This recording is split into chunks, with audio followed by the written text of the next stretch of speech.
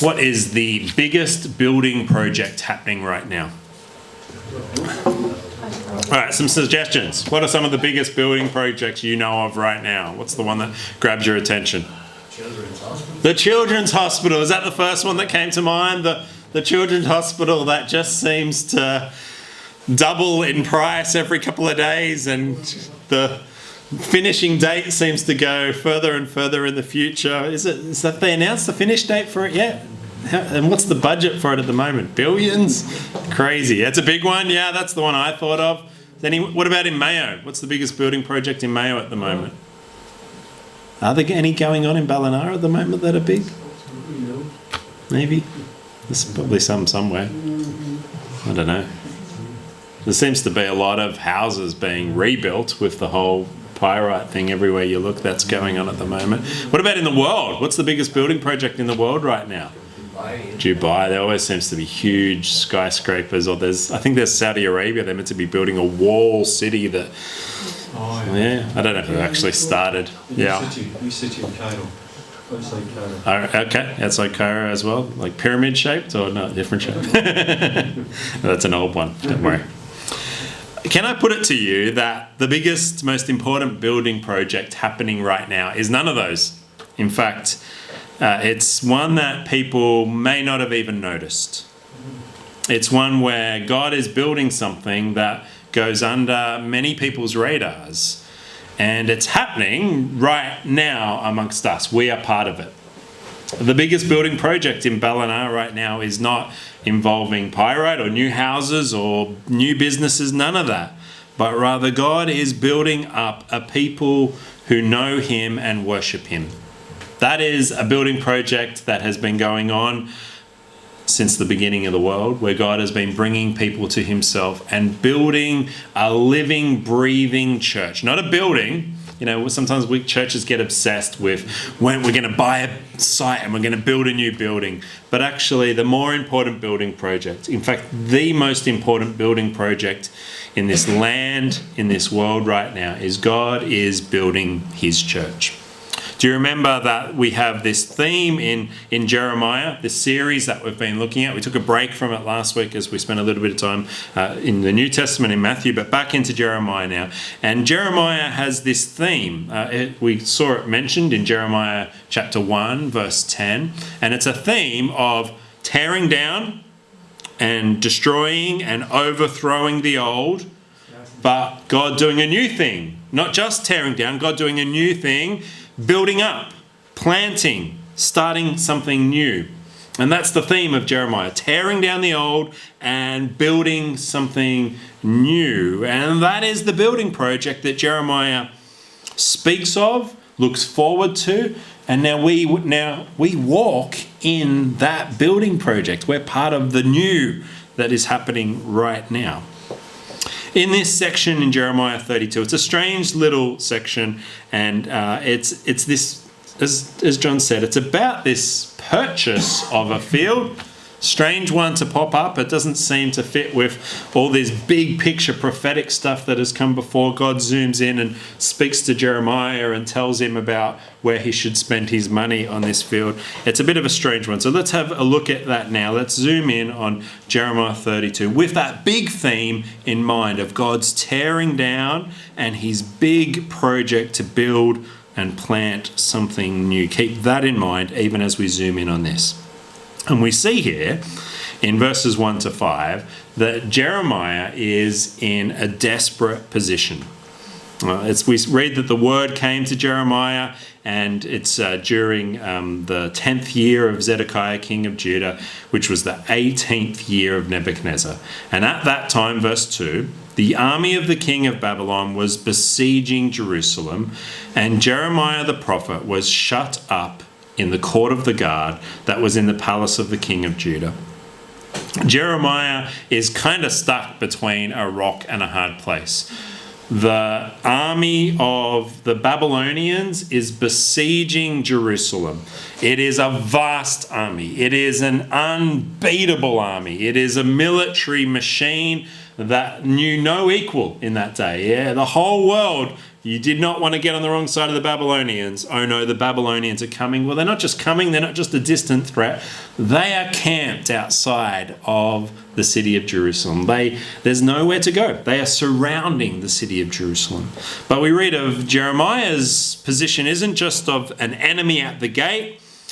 He is in the wrong books, the bad books, with his own king. He has been locked up, we see, locked up by his own king in the court of the guard, the palace of the king of Judah. And we read why he was in this predicament. Why is he in such a desperate position? Well, verse 3 tells us that Zedekiah, king of Judah, had imprisoned Jeremiah because of what Jeremiah prophesied. Jeremiah is a smart man, and yet he seems to do something here that most people would not recommend to do. Don't go to the king of the land and tell them they're going to lose and there's nothing they can do about it. Usually that gets on the nerves of the king, and we see that's exactly what has happened here. Jeremiah has not hedged his bets. He has heard what God says about Babylon and about Babylon being his instrument of justice. He has heard what God has promised, that Babylon will defeat Jerusalem, that there's no escaping them, and he's chosen not to hedge his bets. See, to hedge your bets is to say, I'm going to be very careful with my words here. I'm going to say to the king, I'm going to put lots of ifs in there. If they happen to win, if. But no, that is not how Jeremiah speaks. He doesn't hedge his bets. He doesn't try and please the king and God. He says, I'm all out. I am going to speak God's word unapologetically, no matter what the cost is, no matter what the response is. I'm going to go to my king and I'm going to tell him straight up what God says. And we see then what he says, verse 3, the second half of it. Thus says the Lord, behold, I am giving this city into the hand of the king of Babylon, and he shall capture it. Zedekiah, king of Judah, shall not escape out of the hand of the Chaldeans, but shall surely be given into the hand of the king of Babylon, and shall speak with him face to face and see him eye to eye. And he shall take Zedekiah to Babylon, and there he shall remain until I visit him, declares the Lord. Though you fight against the Chaldeans, you shall not succeed. That is Jeremiah's message, and he speaks it boldly. He does not hedge his bets. He does not say, well, maybe this will come true, but just in case it doesn't. Or maybe I can trust in the Lord who's told me this and his message. Maybe I can trust in him, but I better be careful and also try and please the king in which I'm speaking to. He doesn't do that. He doesn't hedge his bets. And I'm challenged by his obedience and his courage in speaking the truth plainly, because I fear sometimes that is not how my heart responds. I think I often, and maybe you can identify with me in this, I often hedge my bets. I often want to speak in such a way that's careful, that I'm not going directly against what God says, but I'm also being really careful to kind of please the people around me and the world. And maybe that's a very big temptation for us, particularly right now in this political climate, where we want to hold to what God says, but we're also worried about how that will be perceived. And we want to kind of be following what the world says as well, hedging our bets and having a foot in both camps. But we see in Jeremiah's situation, he knew that's impossible. Actually, you can't hedge your bets and have a foot in both camps. You need to choose. Will I be obedient and faithful to God? Will I speak his message because I believe it's true? Or will I say what's easy and popular and well received? He could have gone to the king and said, I think we're going to win this. He could have gone and preached peace. Everything's okay. No need for repentance, no need for fear. Don't worry about God's judgment. You're going to win. We're going to win. This is going to be grand. It's all grand. It's all fine. Don't worry. But instead, he preaches a very unpopular message of God's judgment is coming and you cannot avoid it. Jeremiah's desperate position, because he chooses to listen to God, he pays the price. And I want to ask you, not only do we hedge our bets in what we say, but there's a question in this passage that comes up in the next bit as well, is, does your life only make sense to people around you if the gospel is true? Let me say that again. Does your life only make sense if the gospel is true? If not, if people who don't even know Jesus look at your life and think, yeah, actually, I can see why they make the decisions they make. I can see why they spend the time they spend there and they spend the money they spend there. I can see the comfortable life they're building for themselves, and what a lovely, attractive picture that is. If your life makes sense to someone who does not know Jesus and does not know his promises and does not believe in him, then I suspect we are guilty of hedging our bets and putting a foot in each camp.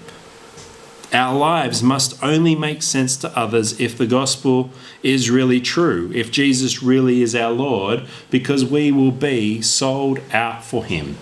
All our decisions will be about him and not ourselves. And that is the way Jeremiah acts here.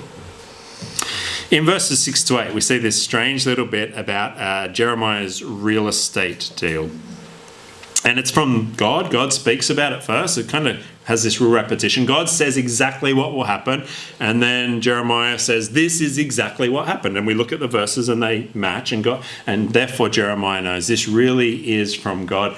But it's a strange encounter to be from God. Have you ever had one of those awkward conversations at a family barbecue where an uncle or a cousin or someone that you're related to is trying to convince you of the latest scheme and they want you to invest in it? Have you ever had those kind of awkward conversations? Maybe it's not an uncle or a cousin, where someone tells you this is what you should be spending your money on and they've got this amazing deal for you. Maybe it's some kind of cryptocurrency or some kind of new stock that no one else knows about, some business idea that they've come up with that somehow no one else has come up with. Well, in Jeremiah's instance, it's his uncle, and his uncle is going to come to him and say, here's a field right here near Jerusalem, and I think you should buy it. And this seems normal enough. But we need to keep in mind the desperate position that not only Jeremiah, but all of Jerusalem find themselves in. They are besieged by Babylon. Let's not forget that. The enemy army is probably camped out in that very field right now. The enemy is at the gate. Well, can you imagine if you heard news that Coca-Cola and Hollister were both pulling out of Ballina? Okay, how many employees at Hollister? 1,000. 1,000, yeah, maybe, and maybe Coca-Cola. Anyone know Coca-Cola, something similar? 400. 400, okay. What else would be a big employer in Ballina? Maybe, I don't know, if all the pubs had to close as well, that'd be a big one. Can you imagine if you heard that those two employers were moving out of Ballina? You might decide, and no one was replacing them. If you owned property in Ballina, you might decide, I might want to put my house on the market before that news gets out, because suddenly there's going to be an exodus of money and employees and people, and that's going to affect the housing market. It would not, I suggest to you, be a good time to buy a house just before that news got out if you knew bad news is coming. Bad news that affects the property market is coming. Just a little tip here, that is not a smart time to invest right then and there. Your investment will go down in value. Future expectations, they play a huge role in real estate deals. If there's an expectation that something's going to become worth less money, then we won't pay money for that in the now. They play a huge role in real estate deals. There's a house in Nantucket in the US of A. It was valued at $1.9 million, and yet it sold for only $200,000. It's 28 Sheep Pond Road in Nantucket. And here is the house 10 years ago. And here is that same property when it sold for $200,000. Can you see why it only sold for $200,000? Now, this is not rising sea levels. I'm not going to alarm you with it is storms that have come and have progressively, these two houses have already gone into the sea, been claimed by the ocean in what is a very sandy, low-lying area, a very expensive area. But you can see that the ocean, the beach, has come closer and closer and closer. And so this house, I suspect now if you take another one, it's probably up to here now. There was an expectation in this land deal that this land is not going to be around for much longer. This house will not stay standing for much longer. And so rather than $1.9 million, $200,000, probably with the idea of what am I going to get in rent on it in the next few years until the house is gone completely. That would not be a wise investment if you were wanting a long-term return on that plot of land. Future expectations play a huge role in a land deal. And right now, in this section in Jeremiah, what are the future expectations? What could Jeremiah expect to happen? What did all of Jerusalem expect to happen? Maybe they hoped that they'd beat the Babylonians, but there's a siege. At very least, sieges last a long time, and they damage the land around it. It gets plundered, and who knows what the Babylonians will do. And actually, when it's the Babylonians, it is almost a known. They very rarely lost a siege. They very rarely left with their tails between their legs. And Jeremiah, of all people, knows that this isn't just about this big army, that God himself has made a promise. This army will win. This land will be lost. We're told that these events took place in the 10th year of Zedekiah. That makes it about 587 BC, the year that the army of Babylon was already besieging Jerusalem. And in just months after this uncle coming to him with the real estate deal, in just months after that, the city of Jerusalem will fall. In the next chapter, we read about where things are soon going. The people would tear down their houses and the palaces of the city. They would use them as some kind of last desperate attempt to strengthen the city gates, pulling down their own houses, trying to keep the Babylonians out, trying to keep the enemy at bay. Things are in a desperate place. And it seems to me, I'm not a real estate expert, but it seems to me that during a siege, that's not the smartest time to go and buy a field. I think that's the point here. If Hollister and Coca-Cola closing Ballina might lead to some kind of property fire sale, then how much more so would a siege do that? And yet we see in verses 9 to 13 that Jeremiah not only gets told about his uncle coming and doing this, but he follows through and he seals the deal. Have a look at verse 9. And I bought the field at Anatoth from Hanamel my cousin, and I weighed out the money to him, 17 shekels of silver. I signed the deed, sealed it, got witnesses, and weighed the money on scales. This does not sound like someone who's just throwing the money away. Oh, that uncle, he needs the money. I'm just going to give him it. He makes sure it's signed in duplicate. And he makes sure that the deeds are witnessed, these signatures, and the deeds are put in an earthenware vessel where they won't get destroyed or ruined or lost or forgotten about.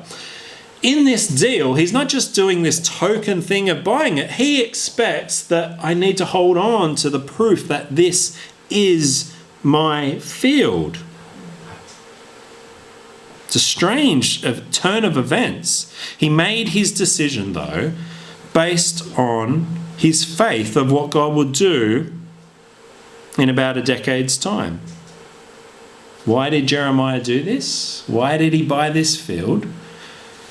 Because yes, there's a siege coming, but he believes there's something after that.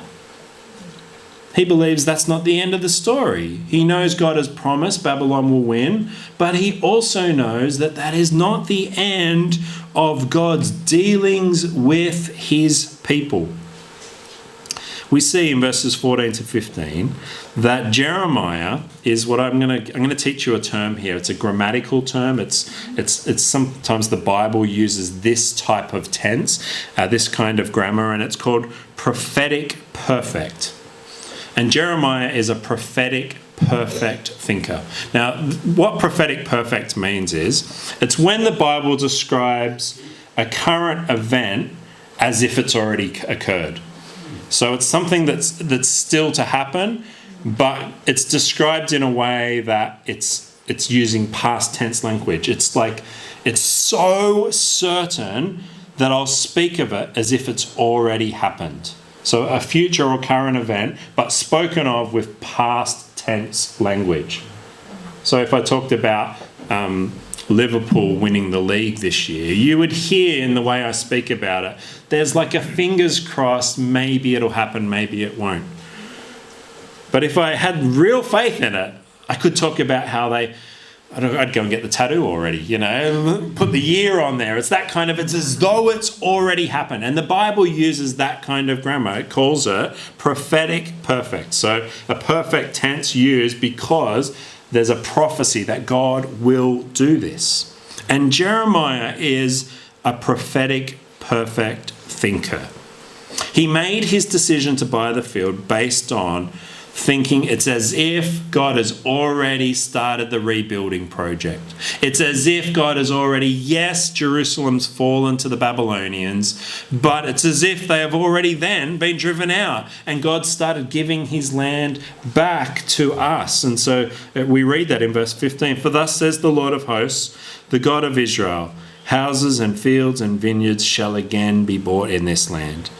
Yes, my wrath and my anger will fall on my people, and Jerusalem itself will be utterly destroyed. ...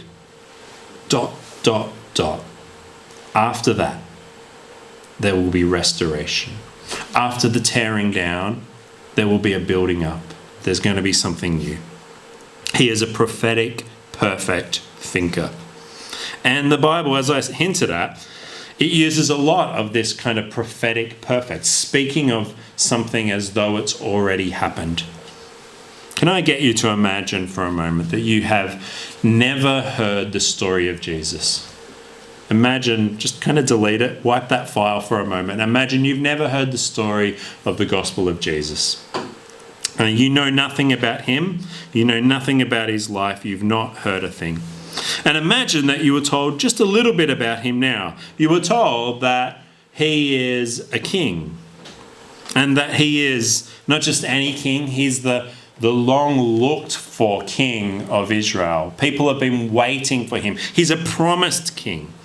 And you're told that this king has untold power, unequaled, unparalleled power, and it's a miraculous power. He can do literally anything he wants. He can command the wind and the waves. He has power over disease and even over death itself. He speaks and all of creation obeys. This is this Jesus. And imagine that you hear about him and you're told he commands an army angel, not just a bunch of ragtag troops, not even a Babylonian type army that's very big and impressive, but an angel of armies that could sweep through even the greatest army, like the Babylonians, like the Roman Empire, and they could decimate it in an instant. That is the army at the call of this king, Jesus. And that he's coming is the very high point of history. Imagine you're told that. Amazing king, power, authority, angelic army, promised and looked for, and his coming is the very hinge key moment in history. That's all you know about Jesus, okay? What would you expect his life to look like? Conquest, maybe? Armies. Yeah, using that military power to defeat all enemies. Yep. All powerful. All powerful. What might that actually look like then? There's no comparison. Yeah. To match it. So where would you expect to see him? Sitting on high in a palace? The nations, what would their rulers be doing? coming and bowing down and giving wealth to him. He'd be wealthy, he'd be impressive, he'd be amazing. There'd be rivers of gold, wouldn't there? That's what you would expect, wouldn't you? Wouldn't that make sense? And instead he's born in a stable. And the first witnesses to his birth are shepherds. And he spends his time amongst the street scum, really. That's what people thought. And he wasn't having people bow down to him. Instead, he actually knelt down and washed people's feet. It doesn't make sense. He then went and rather than ascended a throne, he was put up on a cross. And he was mocked and he was spat on and he was beaten and he was subjected to shame instead of praise. And he, instead of his life being displayed for all to see, his death was displayed for all to see. Just the words there, it says, "My power is made perfect in weakness." And his weakness was so obvious, wasn't it? So his power, we can't deny it. Jesus really is all those powerful things, and yet he came in weakness to us. Why? Because I think that this prophetic perfect idea was evident in Jesus' life. He knew what was to come. He knew the glory was coming, right? He knew, I will have my time on the throne.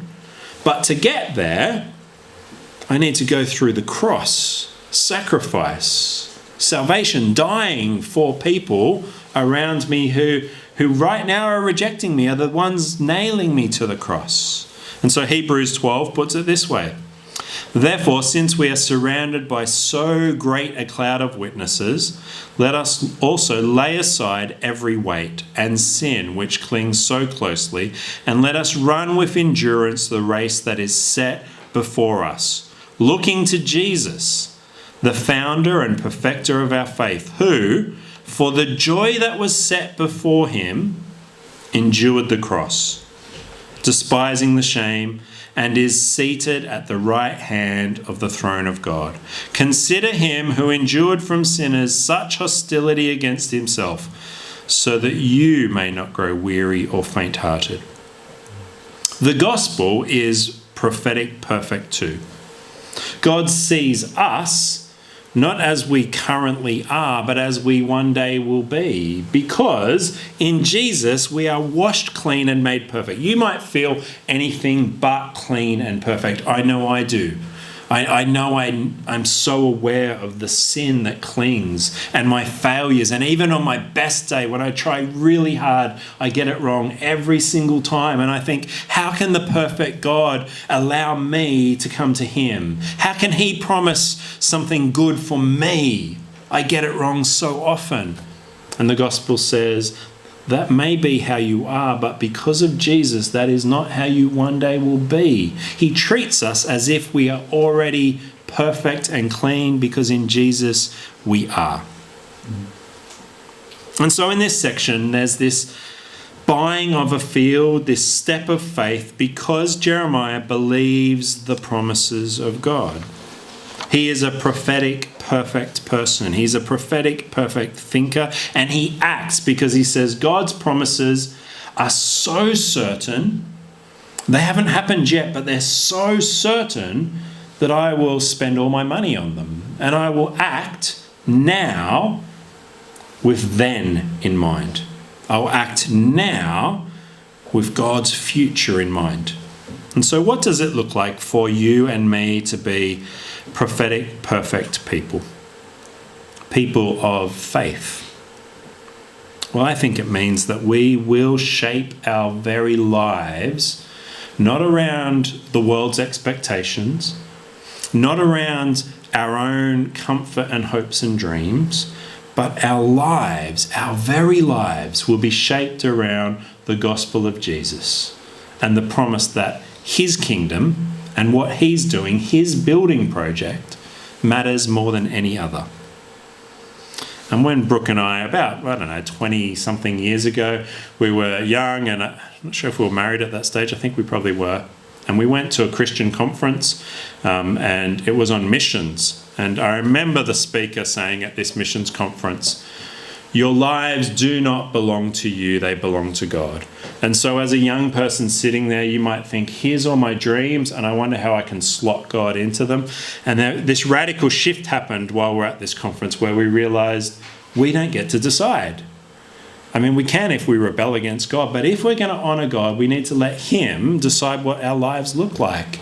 And so we don't know what that means, but we came back from this conference and we said it to our pastor, and he got us up in front of the church that Sunday night, and he said, Brooke and Dave have come to this conviction that they are going to serve God with their lives. And we had no idea what that meant, but it felt like a significant moment for us, a significant decision where whatever we do, we want it to be about Him and not us. And can I say, those big decisions matter. So I want you to make big decisions like that, where you say, I'm drawing a line in the sand and I am going to live for God. And to think through what that means. So for us at the time, it meant I continued on with school teaching, Brooke continued on with nursing, but then as God opened the way, I was able to go to Bible college. There was a big cost to that, a moment where it came, I'm going to give up my teaching career and I'm going to study the scriptures so I can serve Him in ministry, in full-time ministry. And then a big moment came when we decided to leave Australia and come to the other side of the world, to this wet little island. Those were big moments, and the big moments matter, but can I say to you, when I look back on it, the big moments are easier than the little moments in between. So make big decisions for God. Right now, decide, I am investing in your promises, Lord. Whatever the cost, I am going to shape my time and my decision making and my finances and my career decisions. I'm going to shape it around your promises and your kingdom.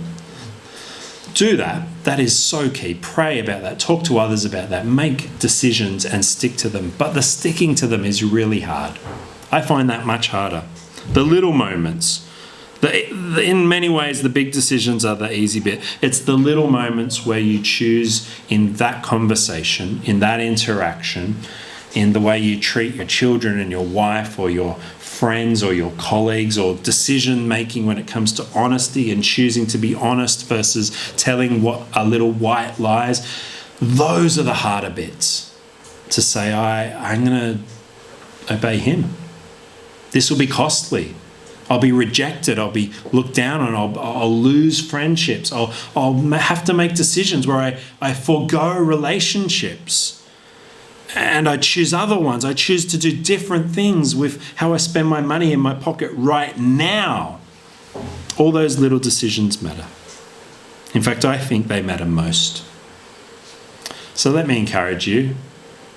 God's promises are true and they're reliable. So we need to be a people that are prophetic, perfect thinkers.